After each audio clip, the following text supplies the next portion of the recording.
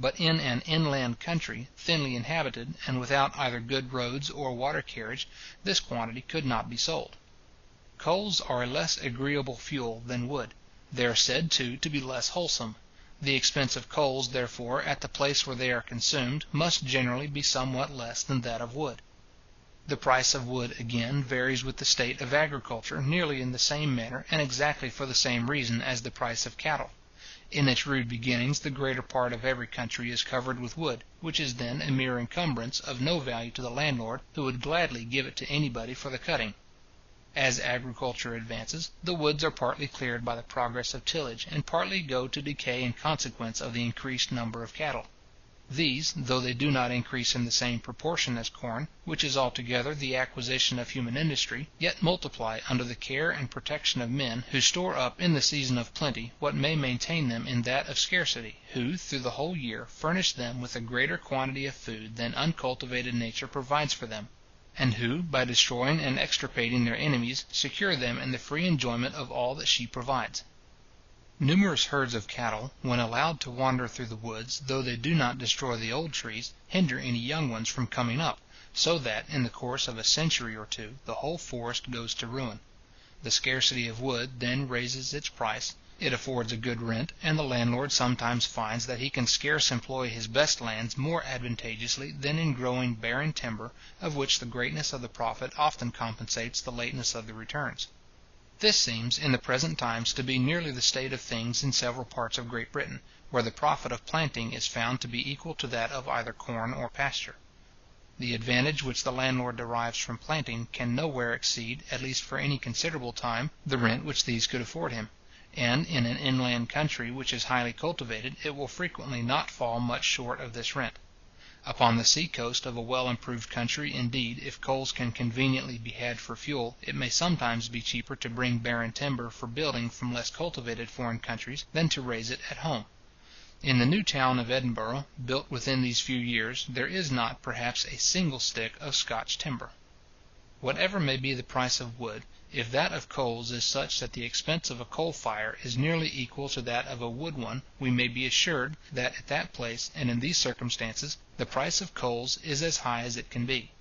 It seems to be so in some of the inland parts of England, particularly in Oxfordshire, where it is usual, even in the fires of the common people, to mix coals and wood together, and where the difference in the expense of those two sorts of fuel cannot, therefore, be very great. Coals, in the coal country, are everywhere much below this highest price. If they were not, they could not bear the expense of a distant carriage, either by land or by water. A small quantity only could be sold, and the coal masters and the coal proprietors find it more for their interest to sell a great quantity at a price somewhat above the lowest, than a small quantity at the highest.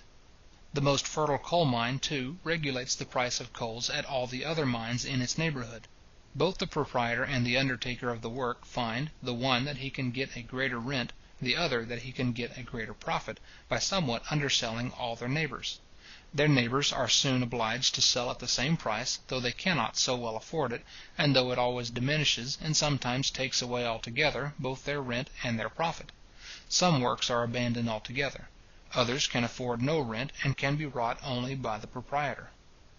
The lowest price at which coals can be sold for any considerable time is, like that of all other commodities, the price which is barely sufficient to replace, together with its ordinary profits, the stock which must be employed in bringing them to market. At a coal mine for which the landlord can get no rent, but which he must either work himself or let it alone altogether, the price of coals must generally be nearly about this price.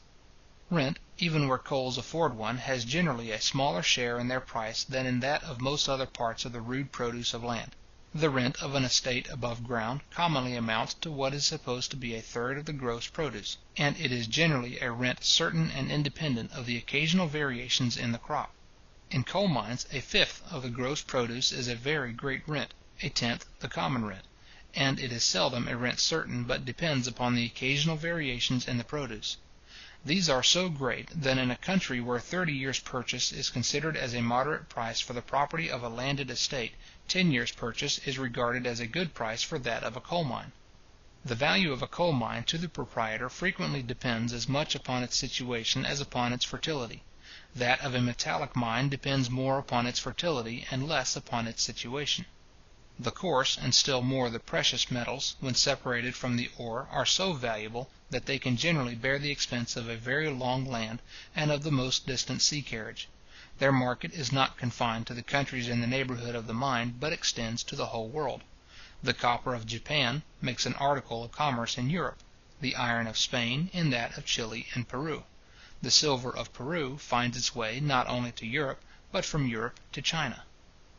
The price of coals in Westmoreland or Shropshire can have little effect on their price at Newcastle, and their price in the Illinois can have none at all. The productions of such distant coal mines can never be brought into competition with one another. But the productions of the most distant metallic mines frequently may, and in fact commonly are. The price, therefore, of the coarse, and still more that of the precious metals, at the most fertile mines in the world, must necessarily more or less affect their price at every other in it. The price of copper in Japan must have some influence upon its price at the copper mines in Europe. The price of silver in Peru, or the quantity either of labour or of other goods which it will purchase there, must have some influence on its price, not only at the silver mines of Europe, but at those of China. After the discovery of the mines of Peru, the silver mines of Europe were, the greater part of them, abandoned. The value of silver was so much reduced, that their produce could no longer pay the expense of working them, or replace with a profit the food, clothes, lodging, and other necessaries which were consumed in that operation. This was the case, too, with the mines of Cuba and St. Domingo, and even with the ancient mines of Peru after the discovery of those of Potosi. The price of every metal at every mine, therefore, being regulated in some measure by its price at the most fertile mine in the world that is actually wrought, it can, at the greater part of mines, do very little more than pay the expense of working, and can seldom afford a very high rent to the landlord.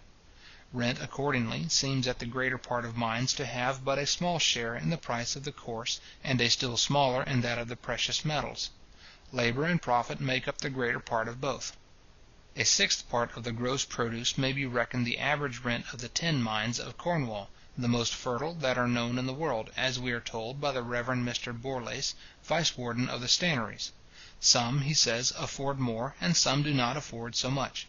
A sixth part of the gross produce is the rent, too, of several very fertile lead mines in Scotland. In the silver mines of Peru, we are told by Frezier and Ulloa, the proprietor frequently exacts no other acknowledgment from the undertaker of the mine, but that he will grind the ore at his mill, paying him the ordinary multure or price of grinding.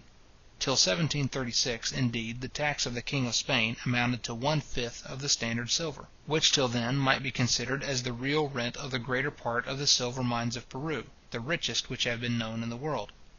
If there had been no tax, this fifth would naturally have belonged to the landlord, and many mines might have been wrought which could not then be wrought, because they could not afford this tax. The tax of the Duke of Cornwall upon tin is supposed to amount to more than 5 per cent, or 1/20th part of the value; and whatever may be his proportion, it would naturally, too, belong to the proprietor of the mine, if tin was duty free.